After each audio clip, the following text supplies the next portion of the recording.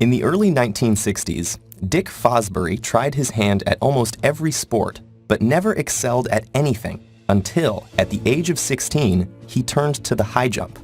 But when he couldn't compete against the strong athletes at his college, using the standard high jump techniques of the time, Fosbury tried to jump a different way, backwards.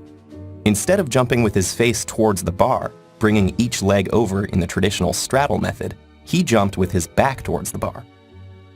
Fosbury improved his record by over half a foot and left his coaches amazed by this strange new style of high jumping. During the next few years, Fosbury perfected his high jump style, won the U.S. national trials, and assured his place in the 1968 Olympics in Mexico. In the Olympic Games, Fosbury amazed the world with his new technique, winning a gold medal with an Olympic record leap of 2.24 meters. By the next Olympic Games, almost all the competing high jumpers had adopted what came to be known as the Fosbury flop. What's the secret behind the technique? It lies in a physics concept called the center of mass. For every object, we can locate the average position of all of its mass by taking into account how the mass is spread around the object. For instance, the center of mass of a flat rectangular object of uniform density will be in the intersection of both diagonals, in equal distance from each corner.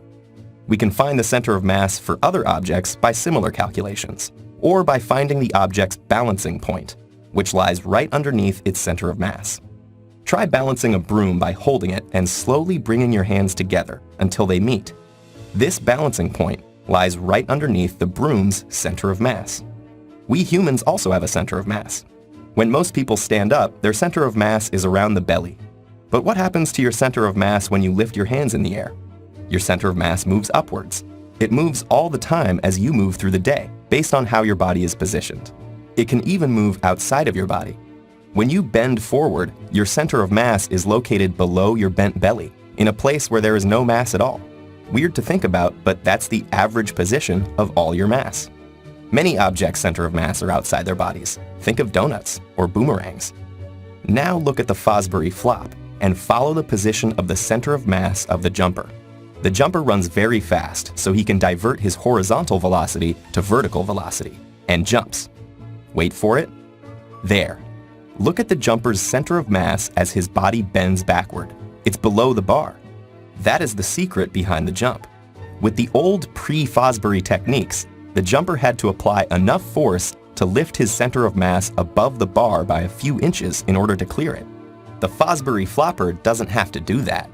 The genius of the Fosbury flop is that the jumper can apply the same amount of force but raise his body much higher than before. That means he can raise the bar so high that even when his center of mass can't go any higher, his arcing body can. Fosbury's technique brought the high jump to new heights by splitting the jumper's body away from his center of mass, giving it that much more room to clear higher and higher bars. So the Fosbury flop may be sports history's only great leap forward that is also a great leap backward.